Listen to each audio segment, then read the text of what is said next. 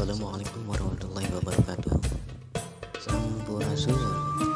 Biasa. Bismillahirrahmanirrahim.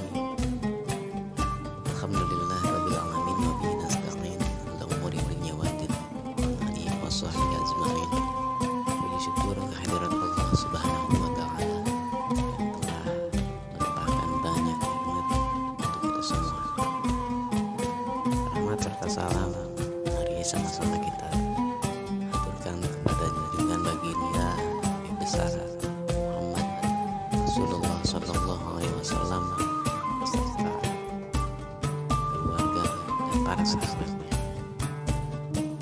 Pada kesempatan kali ini saya ingin sedikit mengulas sejarah singkat tentang ulama di Nusantara, khususnya yang ada di Pulau Jawa.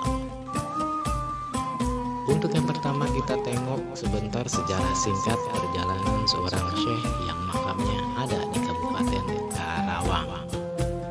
Siapa lagi kalau bukan Mahaguru Syekh Kuro Pulobata, ulama besar yang menyebarkan agama Islam untuk pertama kalinya di tanah Sunda.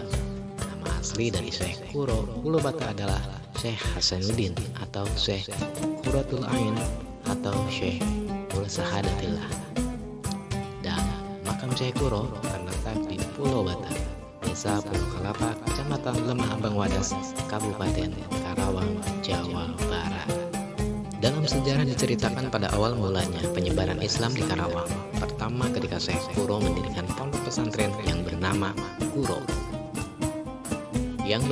Pondok Kuro, dengan arti tempat untuk belajar Al-Quran, yakni pada tahun 1418 Masehi atau 1340 Saka.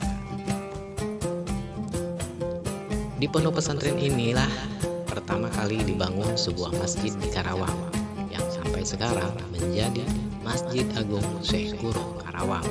Dengan menganut mazhab Hanafi, Syekh Kuro yang datang ke Karawang bersama para santrinya antara lain Syekh Abdul Rahman, Syekh Maulana Mazhur, dan Nyai Subang Larang. Syekh Kuro Pulobata kemudian menikah dengan Ratna Sondari, putri dari Gedeng Karawang. Dari pernikahan itu lahirlah seorang putra yang bernama Syekh Ahmad yang waktu itu menjadi penghulu pertama di Karawang. Syekh Kuro Pulobata memiliki seorang santri yang berjasa dalam menyebarkan ajaran agama Islam di Karawang, yaitu bernama Syekh Abdullah Dargom alias Syekh Darugam bin Jabir Mudafah alias Syekh Maghribi, keturunan dari Sayyidina Utsman bin Affan radhiyallahu anhu, yang telah disebut dengan nama Syekh Bentong alias Tenko. Syekh Bentong sendiri memiliki seorang istri yang bernama Syiu Teo, dan mereka mempunyai seorang putri yang bernama Syiu Bansi. Ketika usia Syekh Ahmad, anaknya Syekh Kuro dengan istrinya Ratna Sondari sudah beranjak dewasa, Syekh Kuro menugaskan santri-santrinya yang sudah cukup ilmu pengetahuannya tentang ajaran Islam seperti Syekh Abdul Rahman dan Syekh Maulana Mazhur untuk menyebarkan ajaran Islam ke daerah bagian selatan Karawang, tepatnya ke Kecamatan Teluk Jambe, Ciampel, Pangkalan, dan Tegal Warut untuk sekarang. Sedangkan Syekh Ahmad ditugaskan oleh ayahnya meneruskan perjuangannya menyebarkan ajaran agama Islam di pesantren Kuro Karawang atau yang sekarang Masjid Agung Syekh Kuro Karawang. Dan pemirsa, Syekh Bentong ikut bersama Syekh Kuro juga Ratna Sondari istrinya pergi ke bagian utara Karawang, tepatnya yang sekarang Kampung Pulau Bata, Desa Pulau Kelapa, Kecamatan Lemah Abang Wadas, Kabupaten Karawang, dan juga diikuti oleh beberapa sisa santri yang lainnya untuk terus menyebarkan ajaran agama Islam dan bermunajat kepada Allah Subhanahu wa Ta'ala. Di Pulau Bata ini Syekh Kuro dan Syekh Bentong membuat sumur yang bernama Sumur Awisan, yang hingga saat ini sumur tersebut masih dipergunakan. Dan pemirsa, Mahaguru Syekh Hasanuddin atau Syekh Qurratul Ain atau disebut juga Syekh Mursyadatillah tutup usia, meninggal dan dimakamkan di Pulau Bata, Desa Pulau Kelapa, Kecamatan Lemah Abang Wadas, Kabupaten Karawang. Sebelum meninggal, Syekh Kuro sempat berwasiat kepada seluruh santri-santrinya. Ingsun titip masjid langgar lan fakir miskin lan anak yatim duafa.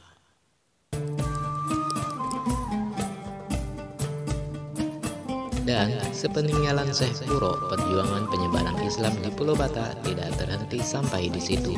Namun penyebaran Islam diteruskan oleh Syekh Bentong hingga akhir hayatnya. Nah pemirsa, makam Syekh Kuro Karawang dan makam Syekh Bentong ditemukan oleh Raden Sumarja alias Ayazin alias Pangeran Sambri dan Syekh Tolha pada tahun 1859 Masehi atau pada abad ke-19. Raden Sumarja alias Ayazin alias Pangeran Sambri dan Syekh Tolha sendiri ditugaskan oleh Kesultanan Cirebon untuk mencari makam Maha Guru leluhur Cirebon yang bernama Syekh Kuro atau Syekh Hasanuddin atau Syekh Qurratul Ain atau disebut juga Syekh Mursyadatillah. Sehingga bukti adanya makam Syekh Kuro Karawang di Pulau Bata, Desa Pulau Kelapa, Kecamatan Lemah Abang Wadas, Karawang, terlebih diperkuat lagi oleh Sunan Keanoman Cirebon, yaitu Pangeran Haji Raja Adipati Jalaluddin saat berkunjung ke tempat itu, dan beliau memberikan surat pernyataan putra mahkota Pangeran Jayakarta Adiningrat 12. Pemirsa, rupanya dicukupkan sampai di sini dulu sejarah singkat para ulama. Mohon maaf jika masih adanya kesalahan. Saya akhiri. Rabbana atina fid dunya hasanah wa fil akhirati hasanah wa qina azabannar. Bi izzati amma yasifun wa sallallahu alaihi wasallam. Alhamdulillahirabbil alamin. Wa billahi taufiq wal hidayah. Wassalamualaikum warahmatullahi wabarakatuh. Farmios.